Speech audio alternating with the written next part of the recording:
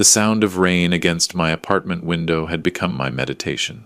For the past 12 years, it had been the only constant in my life, a steady rhythm that asked nothing of me, judged nothing about me, expected nothing from me. I sat at my small desk in the corner of my one-bedroom apartment in East Vancouver, the glow of my laptop screen reflecting off my reading glasses. Friday afternoon meant I had 3 tax returns to finish before the weekend. Mrs. Chen from the laundromat downstairs, the Patels who ran the convenience store, young Marcus, the Uber driver who was putting himself through UBC, small accounts, simple work, honest work. My hands moved across the keyboard with the same precision they'd once used to manage billion-dollar portfolios. Muscle memory doesn't forget, even when everything else does. The apartment was quiet except for the rain and the occasional creak of the old radiator. No television, no music. I'd learned to appreciate silence over the years. It was honest, at least. It didn't pretend to be something it wasn't. My phone buzzed on the desk. An unknown Toronto number. I almost didn't answer. I got enough spam calls, but something made me reach for it. "Is this Thomas Brennan?" A woman's voice. Professional. Clipped. Speaking. "Mr. Brennan, this is Patricia Holbrook from Ashford and Associates. I'm calling regarding the estate of Margaret Brennan." My hand stopped moving on the keyboard. Margaret. I hadn't heard that name spoken aloud in years. Hadn't allowed myself to think it. "I see," I managed. "I'm sorry to inform you that Mrs. Brennan passed away on Tuesday. The funeral is tomorrow at 2 o'clock at Mount Pleasant Cemetery in Toronto. Following the service, there will be a reading of the will at our offices at 4. Your presence is requested." The words seemed to come from very far away. Margaret was dead. The woman I'd loved more than my own life. The woman I'd destroyed my career for. The woman who'd never spoken to me again. "Mr. Brennan, are you still there?" "Yes, I'm here. Will you be able to attend?" Every instinct told me to decline. What business did I have at Margaret's funeral? I was the disgraced ex-husband, the criminal who'd stolen from his own company. I'd seen the articles at the time, CFO Thomas Brennan charged with embezzlement. They'd used my worst photo, the one where I looked guilty, even though I wasn't. But something in me, some stubborn remnant of who I'd once been, whispered that I should go, that I owed Margaret that much, at least. "I'll be there," I heard myself say. After I hung up, I sat very still, watching the rain run down the window in irregular streams. Toronto. I hadn't been back to Toronto in 12 years. Hadn't seen Victoria, my daughter, in almost as long. The last time had been in a courtroom, her face white with shame as the judge read my sentence. She'd been 28 then, just starting to make a name for herself in the tech world. Now she'd be 40. A stranger. I closed my laptop and walked to the small closet where I kept my one good suit. Navy blue, slightly outdated but well-maintained. I'd worn it to job interviews that never led anywhere, to meetings with probation officers, to the small accounting firm where I'd eventually found work doing taxes for people who paid in cash and didn't ask questions about my past. I held up the suit, checking for moths or stains. It would do. That night, I couldn't sleep. I kept thinking about the last time I'd seen Margaret. It had been in her hospital room, 3 months after my sentencing. She'd been recovering from the stress-induced heart attack that had nearly killed her. Victoria had been there too, standing guard like a sentinel. "You need to leave," Victoria had said, her voice cold. "You've done enough damage." Margaret had turned her face away. Wouldn't look at me. That silence had hurt more than any words could have. I'd left. I'd taken a bus to Vancouver, as far from Toronto as I could get while staying in Canada. I'd started over with nothing, no reputation, no connections, no references. Just a 60-year-old man with a criminal record trying to remember how to be human again. The next morning, I caught the early flight to Toronto. 6 hours of watching clouds and trying not to think. The woman next to me tried to make small talk, something about visiting grandchildren, but I must have given off an aura of unavailability because she eventually stopped trying. Toronto looked different, bigger, shinier. More towers crowding the skyline. The cab driver who picked me up at Pearson chatted about the Raptors and the housing market. I nodded in the right places but wasn't really listening. I'd booked a room at a small hotel near the cemetery. Nothing fancy. Just a place to change clothes and collect myself before the funeral. At 1:30, I put on my navy suit, knotted my tie with hands that only shook slightly, and took another cab to Mount Pleasant Cemetery. The rain had followed me from Vancouver, a fine mist that made everything look gray and indistinct. There were more cars than I'd expected. Margaret had built Brennan Technologies from a small software startup into one of Canada's most successful tech firms. Of course people would come. Board members, employees, business partners, politicians, probably. I stayed at the back, behind a large oak tree, watching from a distance.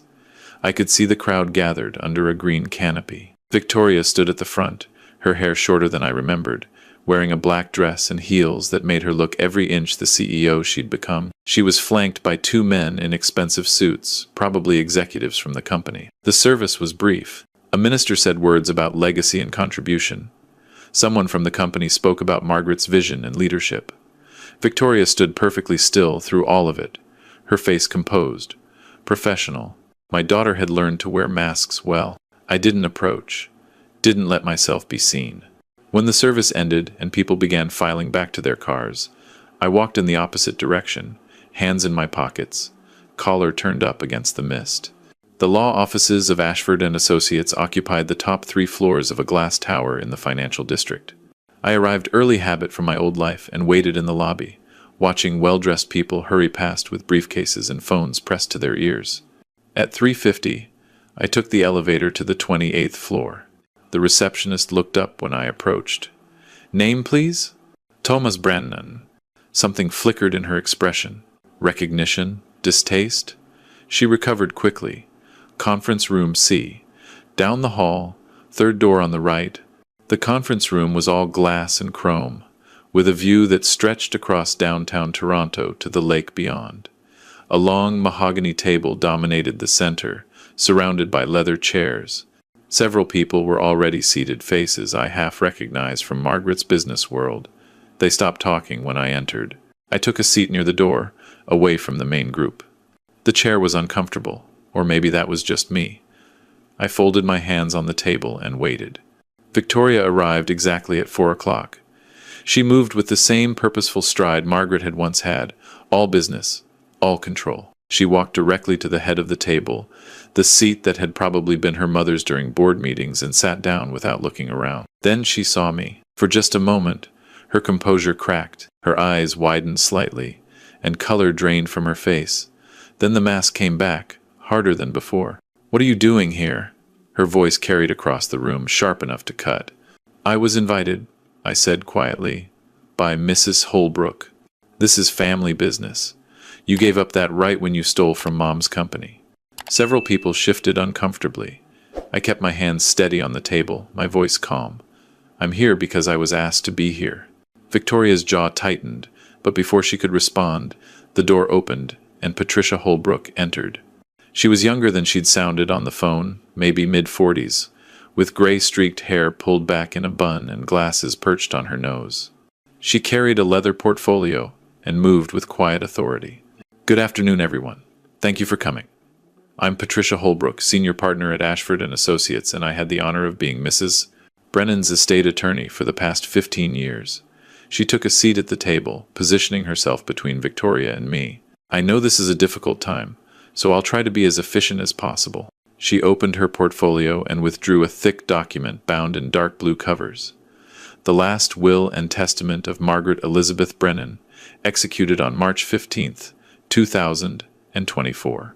Victoria sat back in her chair, her expression settling into something between satisfaction and entitlement. I recognized that look. It was the same one she'd worn when she'd won her first case as a corporate lawyer before she'd transitioned into management. Pride mixed with certainty that the world would arrange itself as it should.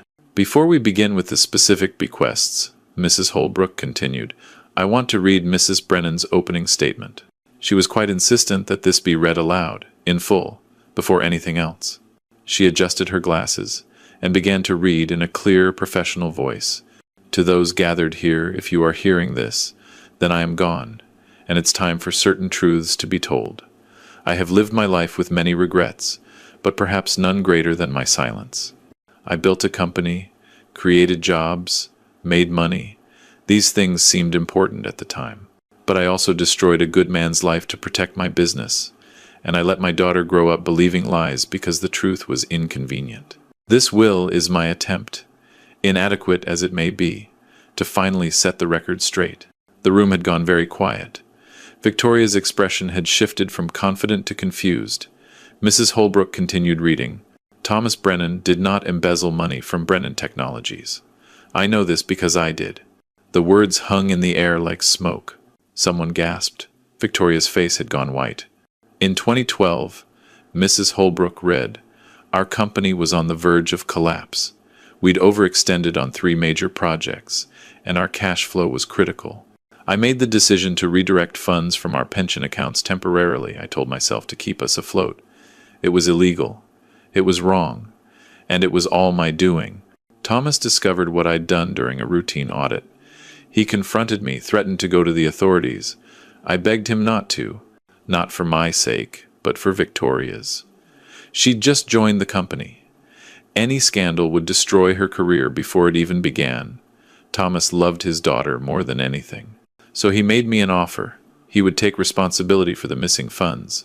He would claim he'd been embezzling for personal use.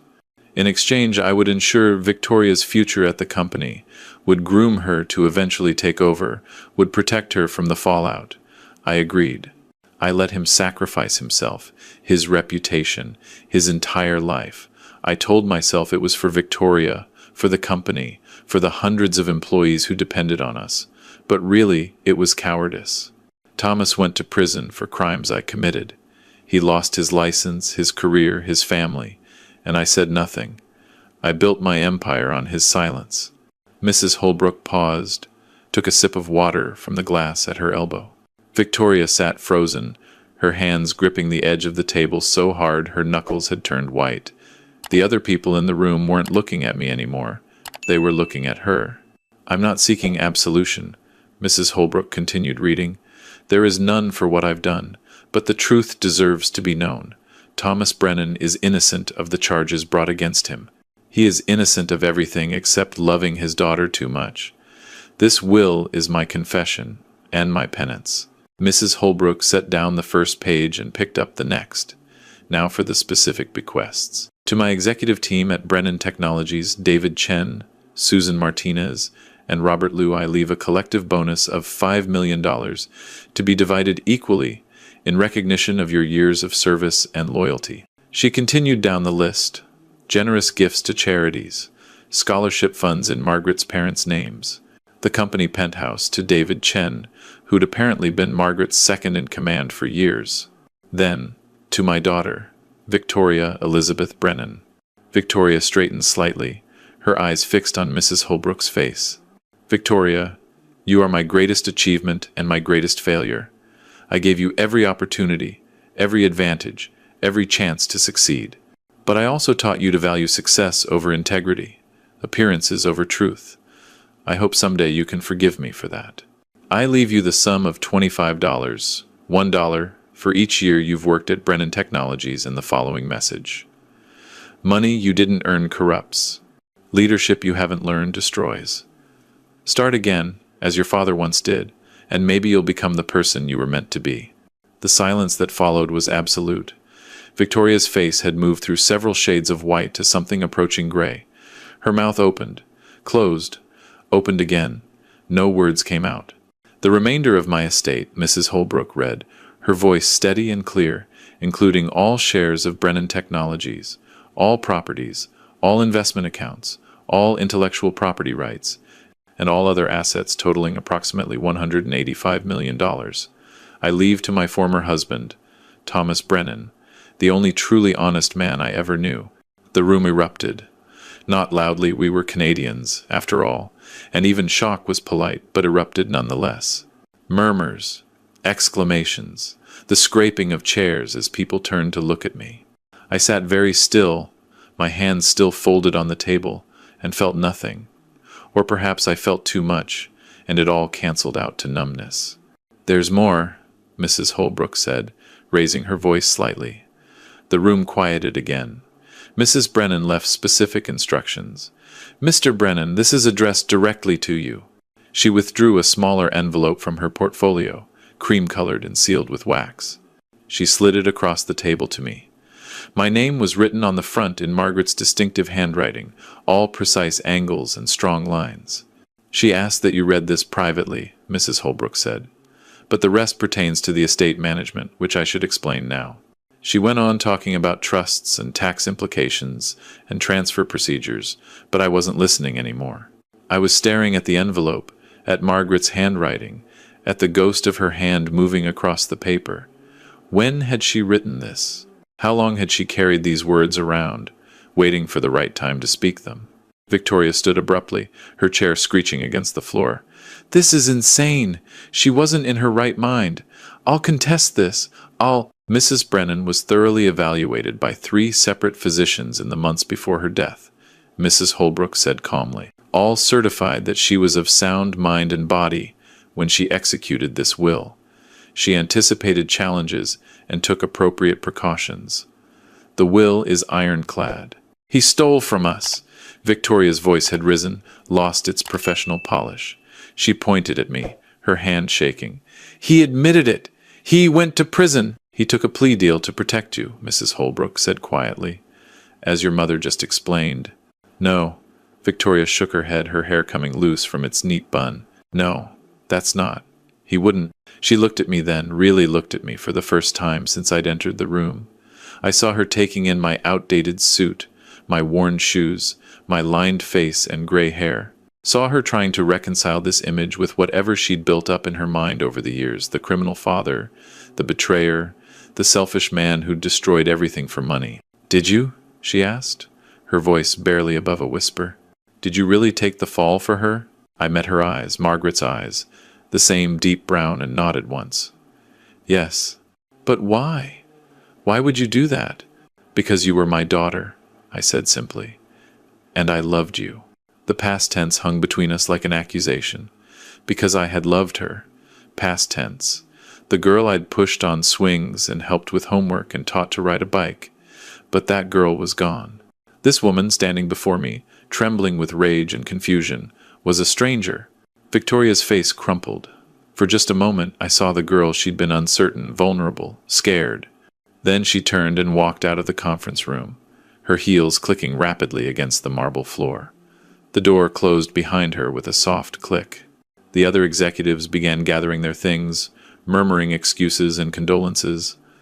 Within minutes, the room had emptied, except for Mrs. Holbrook and me. That was more dramatic than most will readings, she said, allowing herself a small smile, though not perhaps more dramatic than Mrs. Brennan intended. She always did have a flair for timing, I said. Mrs. Holbrook began packing up her papers. I'll need you to come by the office next week to sign some documents. There's quite a bit of paperwork involved in transferring this much wealth. I'm sure there is. She paused, looked at me carefully. You don't seem surprised or happy. Most people in your situation would be celebrating. Most people in my situation wouldn't be in this situation, I said. She smiled again, this one warmer. Mrs. Brennan said you'd react this way. She said you'd probably want to give most of it away. She knew me well. She loved you, you know, even after everything. Maybe especially after everything. Mrs. Holbrook snapped her portfolio closed. I'll leave you to read her letter in private. Take your time. The room is reserved for another hour. After she left, I sat alone in the glass and chrome room, watching the sun set over Toronto. The city I'd once called home.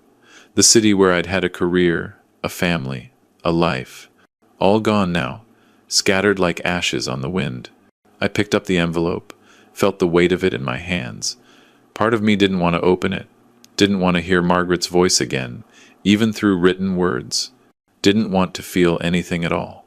But I broke the seal anyway. The letter was written in the same precise handwriting as the envelope, dated 3 months before her death. Dear Thomas, if you're reading this, then I'm finally free of the cowardice that defined my life. I wish I could say this brings me comfort, but the dead have no comfort, only silence. This letter is not an apology. Words cannot undo what I've done to you. Consider it instead a confession, a testimony, a final accounting. I want you to know that I discovered I was dying 14 months ago. Pancreatic cancer, stage 4. The doctors gave me 6 months. I've stretched it to 14 through sheer stubbornness and the best medical care money can buy. But even money has limits, and I'm at mine now. When I received the diagnosis, my first thought was relief. Not for myself, dying is terrifying, Thomas, no matter how much you've lived, but relief that finally I would have an excuse to tell the truth. What was the company compared to death? What was reputation compared to meeting whatever comes next with a clean conscience? But even then I hesitated. I told myself I needed to arrange things properly, needed to ensure Victoria would be protected, needed to structure the company's succession. Lies. All of them. The truth is I was still a coward, even facing death. It was Victoria herself who finally pushed me to act. 3 months ago, she came to me with plans to expand the company into AI development. She was so excited, so proud. She showed me her business plan, her projections, her strategy.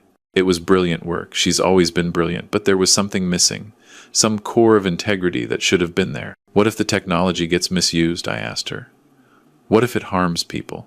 That's not our problem, she said. We're not responsible for how people use our products. And I realized I'd taught her that. I'd taught her that success justifies any cost, that business is amoral, that you do what you have to do to win. I'd taught her these things by example, by staying silent about what I'd done, by letting you take the blame. I made you into her cautionary tale, the weak man who stole because he wasn't strong enough to succeed legitimately. And she learned the lesson I'd intended. Be strong. Be ruthless. Never let sentiment get in the way of winning. I created a monster, Thomas. Not Victoria, she's still capable of being the person she should have been. But the version of her I shaped, molded, trained to follow in my footsteps, that version is a monster, and it's my fault. So this will is not generosity. It's penance. It's strategy. It's my last attempt to be the mother Victoria deserved, even if she'll hate me for it. The money I'm leaving you, I know you don't want it. I know you'll probably give most of it away. That's fine. That's expected. But I'm also leaving you Brennan Technologies, and there I'm asking something of you. Don't let the company die. Don't sell it off in pieces or shut it down. It employs 3,000 people.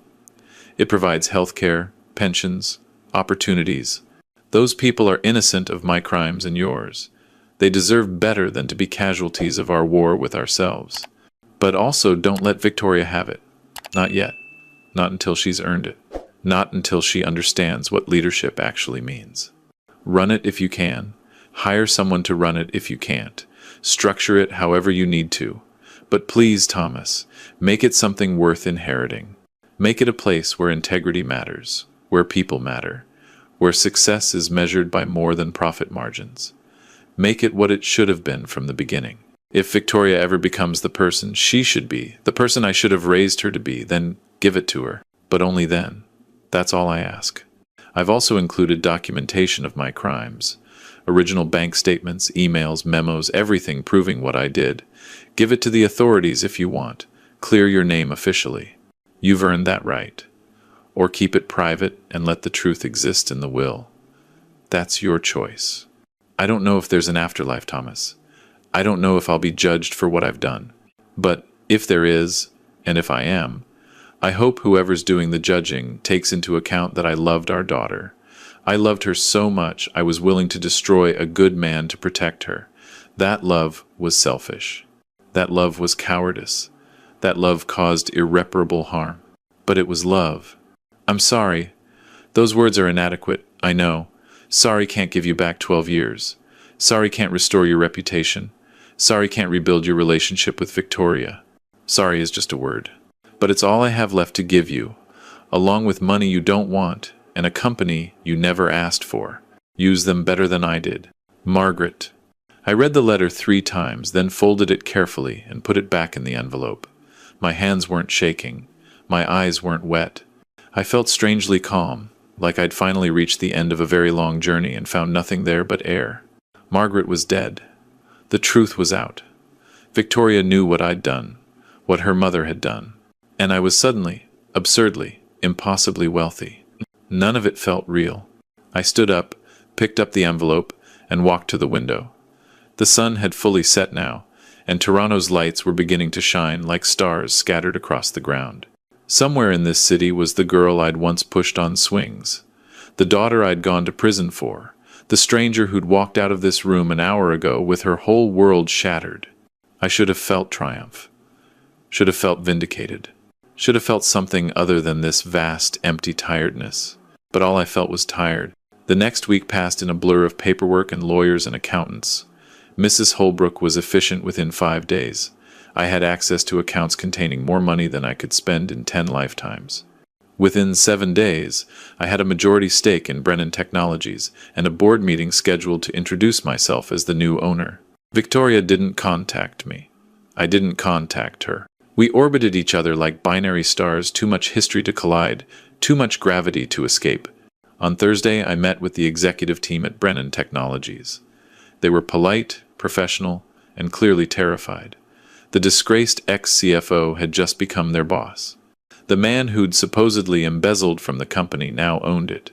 Never mind that Margaret's will had cleared my name. People believed what they wanted to believe, and they wanted to believe the narrative they'd been told 12 years ago. I'm not here to run this company, I told them in the conference room that had once been Margaret's domain. I don't have the skills or the desire, but I am here to ensure it runs ethically. Mrs. Holbrook will be implementing oversight procedures, independent audits every quarter, ethics training for all executives, a whistleblower protection system that reports directly to the board, which I'll be chairing. David Chen, Margaret's former second-in-command, cleared his throat. And what about day-to-day operations? Who'll be CEO? You will, I said. Interim CEO, pending board approval. You've been doing the job in everything but name for the past 5 years. Make it official. Relief flickered across his face. And Victoria? What about her? She's been vocal about contesting the will. She's been trying to get board support to challenge your ownership. I smiled, though it didn't reach my eyes. Let her try. The will is solid, and Victoria needs to learn something her mother never taught her. What's that? That some battles aren't worth winning. After the meeting, I walked through the building. My building now, though I could barely process that fact. Employees whispered as I passed. Some looked curious. Some looked resentful. None looked particularly happy to see me. I found myself on the top floor, in what had been Margaret's office. It had been cleared out, no personal effects, no photos, no trace of her presence except the faint scent of her perfume that still clung to the curtains. The office had floor-to-ceiling windows overlooking the city. I stood where Margaret must have stood thousands of times, looking out at her kingdom. Had she ever regretted what she'd done? Or had she convinced herself it was justified, necessary, the cost of success? My phone buzzed. A text from an unknown number. Can we talk? V. I stared at it for a long time. 2 words and an initial. My daughter, reaching out after 12 years of silence. Asking for something she'd never had to ask for before: my time, my attention, my willingness to hear her. I could ignore it. Could let her stew in her own confusion and anger. Could make her feel a fraction of what I'd felt, sitting in that prison cell knowing my daughter thought I was a criminal. But revenge had never been my style. And besides, I was tired of carrying anger. Tired of carrying anything. I typed back. Saturday, 10 a.m., Van Hoot, on Queen Street. Her response came immediately. I'll be there. Saturday arrived, cold and bright. One of those autumn days where the sun shines but provides no warmth. I arrived at the cafe early, ordered a black coffee, and took a seat by the window. The place was busy with weekend crowds. Students with laptops, couples sharing pastries, families trying to contain energetic children. Victoria arrived exactly at 10, punctual as always. She looked different, smaller somehow, less polished. Her hair was pulled back in a simple ponytail, and she wore jeans and a sweater instead of her usual power suits. She spotted me, hesitated, then walked over with the careful steps of someone navigating a minefield. Hi, she said. Hi, can I sit? I gestured to the chair across from me. She sat, ordered a latte from the passing server, then folded her hands on the table in a gesture that reminded me painfully of myself. For a long moment we just looked at each other. I tried to find traces of the little girl I'd known in this woman's face. She was there, hidden under layers of time and experience and hurt. But she was there. I don't know where to start, Victoria said finally. The beginning usually works. She smiled slightly at that, a ghost of the easy humor we'd once shared. Which beginning? There seem to be several versions, and I don't know which one is true anymore. The true one, I said. That's always the best place to start. She took a breath. I remember you as the best dad in the world. You came to all my soccer games. You helped me build that volcano for the science fair. You taught me to ride a bike and told me it was okay to be scared, but I should try anyway. You made me feel like I could do anything. You could. You did. Then suddenly you were a criminal. Mom said you'd been stealing from the company for years. She said you'd betrayed us, betrayed everyone. She showed me the bank statements, the transfers, the evidence. She said you'd confessed. I didn't want to believe it, but there it was, proof. Your confession. Your guilty plea. Prison. I remember. I was so angry, so confused. How could you throw away everything for money? We had money. We had success. What more did you need, I thought. She stopped, swallowed hard. I thought you'd loved money more than you loved us. The server brought her latte. She wrapped her hands around it, but didn't drink. Then Mom died, she continued, and that will, that letter. And suddenly everything I thought I knew was a lie. You didn't steal anything. You sacrificed everything for me, to protect my career, my future, and I've spent 12 years hating you for it. You didn't know, I said quietly. Your mother made sure you didn't know. But I should have. I should have questioned it, should have wondered, should have... Her voice cracked. You were my father. I should have believed in you. You were 28. Your mother was your hero, your boss, your mentor. She told you I was guilty, showed you proof. What else could you have believed? The truth. She looked up at me, eyes bright with tears. I should have believed the truth. The truth was hidden. Your mother made sure of that. I hate her for it. The words came out fierce, angry. I hate that she lied to me. I hate that she let you suffer. I hate that she built her empire on your sacrifice and never told me. I hate that she's dead so I can't scream at her. She was dying when she wrote that will, I said. She had months to reconsider, to change it, to keep her secrets. She chose to tell the truth. That took courage. Too little, too late. Perhaps. But it's more than many people manage. Victoria wiped her eyes with the back of her hand, a gesture so young it hurt to watch. I've been trying to contest the will. Did you know that? David mentioned it. I hired 3 different lawyers. They all told me the same thing, it's airtight. Mom made sure of that. So I can't even fight it, can't even pretend I have a leg to stand on. I'm just done. The CEO job I worked 12 years for, gone. The inheritance I expected, gone. The mother I thought I knew, never existed. The father I hated for years, innocent, my whole life, built on lies. She laughed, but it came out bitter. $25. That's what I'm worth. $1 for each year I worked at a company my mother built on fraud and my father's sacrifice. It's almost poetic. She wanted you to start over, I said, to learn what it means to earn something rather than inherit it. She wanted to punish me. Maybe. Or maybe she wanted to save you. Victoria looked at me then. Really looked, her expression raw and searching. What do you want, Dad? You have the money, the company, everything. You could destroy me completely. You could make sure I never work in tech again. You could tell everyone what Mom did, what I didn't know. You could... I don't want revenge, Victoria. Then what? What do you want? It was a good question. What did I want? For 12 years I'd wanted nothing, had trained myself to want nothing, had learned to live small, need little, expect less. And now I had everything, and I still didn't know what I wanted. I want you to be okay, I said finally. I want you to learn what your mother never did, that integrity matters more than success, that who you are matters more than what you own, that some prices are too high, no matter what you're buying. How am I supposed to do that? I'm 40 years old. I don't know how to be anyone except who Mom made me. Then learn. Start over. Find out who Victoria Brennan is when she's not Margaret Brennan's daughter or Thomas Brennan's victim or Brennan Technologies CEO. Just Victoria. Just you. I don't know how. I didn't either, I said. 12 years ago, I was a convicted felon with no job, no money, no prospects. I had to figure out how to be human again from scratch. It wasn't easy. Some days it wasn't even possible, but I did it. How?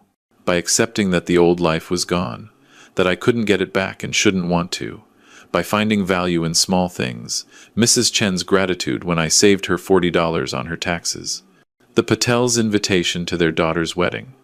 Marcus texting me a photo when he graduated from UBC. Small things, honest things, real things. Victoria was crying now, not trying to hide it. I don't know if I can do that. You can. You're stronger than you think. I'm really not. You came here today, I pointed out. That took strength. She smiled through her tears. Or desperation. Sometimes they're the same thing. We sat in silence for a while, watching people pass on the street outside. A young couple holding hands. An old man feeding pigeons despite the do not feed sign. A child chasing a balloon that had escaped her grip. What will you do with the company? Victoria asked eventually. Keep it running. Make it ethical. Try to turn it into something worth inheriting. And then what? Give it back to me? Maybe. If you earn it. If you become someone who could run it with integrity instead of just ambition. She nodded slowly. That's fair. Your mother left you $25, I said. But I'm offering you a job. Entry level. Administrative assistant in the Ethics Compliance Department. Minimum wage. No special treatment. No fast track to management. Just work. Victoria's eyes widened. You're offering me a job? If you want it. If you're willing to start at the bottom and earn your way up.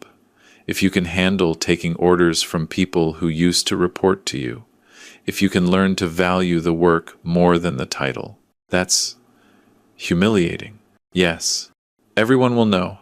Everyone will laugh. Probably. Why would you do that to me? I'm not doing it to you. I'm offering you a chance to do it for yourself. Your mother's will took away the life you thought you'd have. This is an opportunity to build a better one. But only if you want it. I won't force you. I won't pressure you. The offer stands, open-ended. Take it or don't. She looked at her latte, at the foam swirling in patterns on the surface. I need to think about it. Take all the time you need. She stood up, gathered her coat and purse, then paused. Dad? Yes? I'm sorry. For not believing in you. For the years we lost. For everything. I stood too, faced her across the small cafe table. I'm sorry too. For the burden you've carried. For the lies you were told. For not being there to help you become who you should have been. Can we? She hesitated. Can we try again? Not pick up where we left off, that's impossible. But start fresh? Learn who we are now? I thought about that. About whether forgiveness was possible, whether trust could be rebuilt, whether 12 years of silence could be bridged by intention and effort. We can try, I said. She smiled a real smile this time, small but genuine. That's enough. Trying is enough. She left then, disappearing into the Saturday crowd. I sat back down, finished my coffee, and watched the city move around me. Toronto. The place I'd fled from, afraid to face what I'd lost. The place I'd returned to and found that loss transformed into something strange and unexpected. I thought about Margaret's letter, folded in my wallet. About her confession and her penance, and her hope that I'd use her money better than she had. About the company she'd built on fraud and sacrifice, now mine to reshape or destroy. I thought about Victoria, walking through the streets of Toronto, trying to figure out who she was when everything she'd believed turned out to be false. About the job offer I'd made, the opportunity to become someone new. And I thought about myself. Thomas Brennan, age 63, former CFO, convicted felon, tax preparer for small businesses, and now absurdly, impossibly owner of a $185 million empire. What would I do with it? The answer came slowly, like dawn breaking. I would do what Margaret had asked. Keep the company running, make it ethical, turn it into something worth inheriting. But I would also do more than that. I would use the money to create second chances, scholarships for people with criminal records, job training for those re-entering society after prison, rehabilitation programs. legal aid for those who couldn't afford defense attorneys. All the things I'd wished existed 12 years ago when I'd been released from prison with nothing but a record and a reputation. I would turn Brennan Technologies into a proving ground for Victoria. Not a gift, but an opportunity. A place where she could learn to lead with integrity, if she chose to. A place where she could earn what had been taken from her, if she was willing to work for it. And I would keep my apartment in Vancouver, my simple life, my small accounting practice.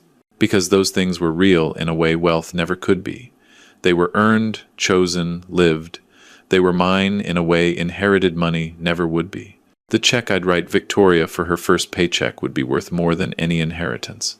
It would be the first dollar she'd ever truly earned, free from her mother's shadow and her father's sacrifice. And maybe, eventually, she'd understand that. Or maybe she wouldn't. Maybe she'd reject the job, reject the opportunity, reject the chance to start over. That would hurt, but it would be her choice. Her life to live, her mistakes to make, her path to walk. I couldn't save her from herself any more than Margaret could save me from my choices, or I could save Margaret from hers. We all have to walk our own roads, make our own decisions, live with our own consequences. But I could offer her a map, a starting point, a first step. The rest would be up to her. I stood up, left money on the table for the coffee and a generous tip, and walked out into the autumn sunshine. The air was cold but clean, sharp against my face. Toronto smelled like car exhaust and roasting chestnuts and possibility. I had a flight back to Vancouver that evening. Mrs. Chen needed her taxes finished. The Patels wanted advice on incorporating their business. Marcus was thinking about buying a car and wanted help understanding the loan terms. Small things, honest things, real things. But first, I had one more stop to make. Mount Pleasant Cemetery was quiet on Saturday afternoon. Just the wind and the distant traffic and the soft sound of my footsteps on the path. I found Margaret's grave, easily fresh dirt, fresh flowers, a simple granite headstone with her name and dates, and the inscription, "She built empires, but forgot to build herself." I stood there for a long time, hands in my pockets, looking at that stone. So many things I could have said. So many accusations, regrets, what-ifs. But they all seemed small and pointless now, spoken to someone who could no longer hear them. "I'll take care of the company," I said finally, my voice quiet in the empty cemetery. "And I'll take care of Victoria, if she'll let me. That's all I can promise." The wind rustled through the trees, carrying the smell of autumn leaves and distant rain. I waited, as if Margaret might answer, as if the universe might give me some sign that I was doing the right thing. But there was only silence. And maybe that was answer enough.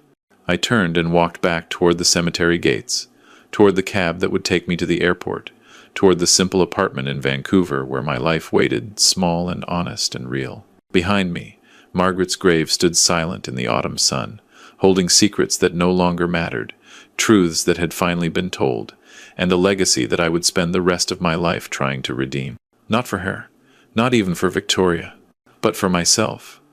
Because at the end of everything, after the betrayal and the sacrifice, after the prison and the silence, after the money and the revelation, what mattered wasn't what you owned, or what you'd lost, or who had wronged you. What mattered was who you chose to be when all the lies fell away and you stood alone with nothing but your own conscience and the choice of what to do next. I chose integrity. I chose second chances. I chose to believe that people could change, that Victoria could become someone Margaret never was, that I could use wealth to create more than Margaret ever had. Maybe I was naive.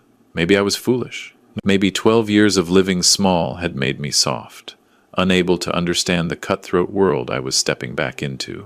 But I'd spent 12 years learning to be human again, learning to find value in simplicity, meaning in honesty, peace in letting go of anger. I wasn't going to forget those lessons now. The taxi driver asked where I was going. I gave him the address of the airport, then settled back in the seat and watched Toronto disappear behind me, the glass towers, the traffic, the busy streets where people hurried past each other without looking up.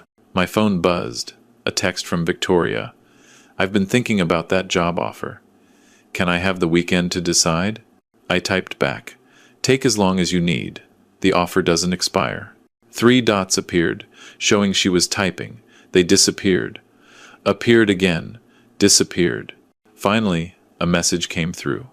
Thank you for everything, for the sacrifice, for the chance, for being willing to try. I don't deserve any of it. None of us deserve anything, I replied. We just get what we get and try to do something worthwhile with it. The dots appeared one more time then. I'll call you Monday. He'll answer. I put my phone away and watched the suburbs give way to farmland, then the sprawl around the airport. In a few hours, I'd be back in Vancouver, back in my small apartment with the rain on the windows and the radiator creaking. Back to Mrs. Chen's taxes and the Patel's business questions and Marcus's car loan concerns. Back to my real life. But now that life came with an addition, a $185 million responsibility, a company to reshape, and a daughter to help rebuild. It wasn't the ending I'd expected when Patricia Holbrook called me about Margaret's death. It wasn't the ending I'd have chosen, if anyone had asked. But it was mine. My story. My choice. And maybe that was enough. The plane took off into a sky turning pink and gold with sunset, carrying me west toward home and forward toward whatever came next. Below, Toronto shrank to toy size, then to nothing, just another city among many, holding its secrets and its stories and the lives of millions of people trying to figure out who they were and what they wanted and whether redemption was possible after everything fell apart. I hoped it was. For Victoria's sake, for mine, for all of us carrying the weight of our mistakes and our regrets and our choices. Because if there was one thing I'd learned in 12 years of exile and sacrifice and starting over, it was this. The story isn't finished until you stop trying, until you give up, until you let the mistakes and the betrayals and the losses define you instead of refine you. Margaret's story was finished, but mine was still being written, and Victoria's, and everyone's who still had breath and choice and the courage to try one more time. That was the real inheritance Margaret had left, not the money or the company, but the reminder that it's never too late to tell the truth, never too late to make amends, never too late to become who you should have been all along. Even if it takes dying to find the courage, even if it takes losing everything to understand what matters, even if it takes 12 years and a $185 million confession to finally make things right. The plane climbed higher, chasing the sun toward the mountains and the ocean and the small apartment where my simple, honest life waited for me to return and figure out how to reconcile who I'd been with, who I'd become with, who I'd now have to be. It wouldn't be easy. But then again, the worthwhile things never are.